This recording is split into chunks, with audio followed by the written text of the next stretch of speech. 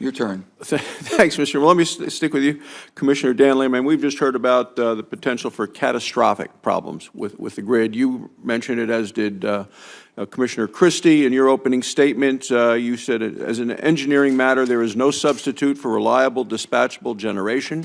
You said intermittent renewable resources like wind and solar are simply incapable by themselves of ensuring the stability of the bulk electric system. Commissioner Christie said the red lights are flashing, problems are coming. The problem generally is not the addition of intermittent resources, primarily wind and solar, but the far too rapid subtraction of dispatchable resources, especially coal and gas. So please briefly explain why natural gas, nuclear, coal, and hydropower plants are absolutely necessary to keep the grid stable.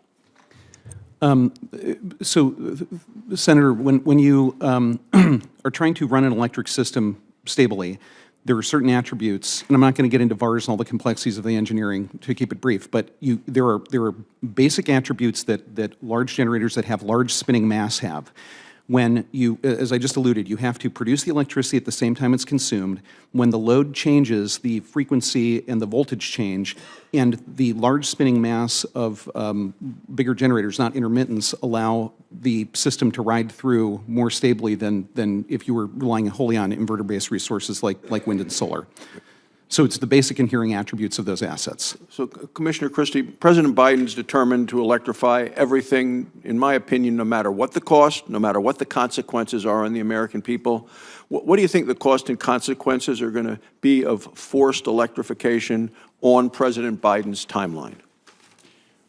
Well, I don't know about the timeline, but whenever as you increase electrification, let's say of the transportation sector, the home heating sector, the other uses where right now maybe natural gas is being used, obviously you increase load, you increase demand, and just under supply and demand, as you increase demand, you've got to keep pace on supply. And this is where I think we're looking at potentially catastrophic consequences, because if the demand curve is just going up exponentially, which it would do if with electrifying the transportation sectors really quickly, but at the same time, the supply curve is going down with the dispatchable resources that you need to meet the demand.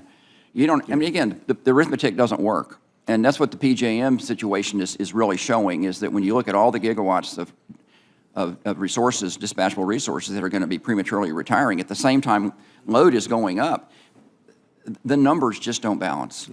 So, Commissioner Danley, the Energy Information Administration recently released their figures showing, and I quote, "The least U.S. interstate natural gas pipeline capacity on record was added in 2022.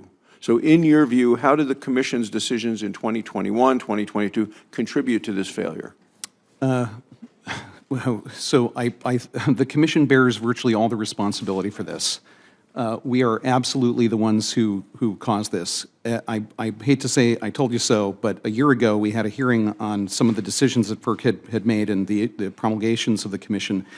And at the time I said that the slow processing of the Section 7 applications, that is for interstate natural gas pipelines, and the regulatory uncertainty that was going to be created by standardless issuances in which the pipeline applicants had to guess what kind of mitigation would be good enough to pass muster under a sort of black box review by the Commission. I said that was going to have a chilling effect on investment, that it was going to be impossible to rationally allocate capital, and we have seen the results of those policies. And we still have a cloud even now, because I've repeatedly called on the Commission, my colleagues, to close those dockets. I really think that as long as those things remain open, we're going to have a continued regulatory uncertainty that's going to chill investment. Yeah, well, Commissioner Clements, what do you think about that? I think the Commission has taken a case-by-case approach to both Section 7 pipelines and Section 3 LNG facility applications, and in each case, there is a decision made, there has to be a decision made to balance between speed and checking all and doing the sufficient analysis so that if a case goes to court, it withstands review. And that's the approach that I've brought to all of these dockets. A final question for the Chairman. Chairman Phillips, today wind and solar developers are accounting for the vast majority of the applications to connect new electric generation facilities into the grid. Grid operators can't depend on wind turbines, solar panels to supply power whenever the demand is there. In contrast, natural gas generators can quickly supply or reduce power to the grid. To me, that means natural gas generators help balance, though, the weather-dependent resources like wind and solar.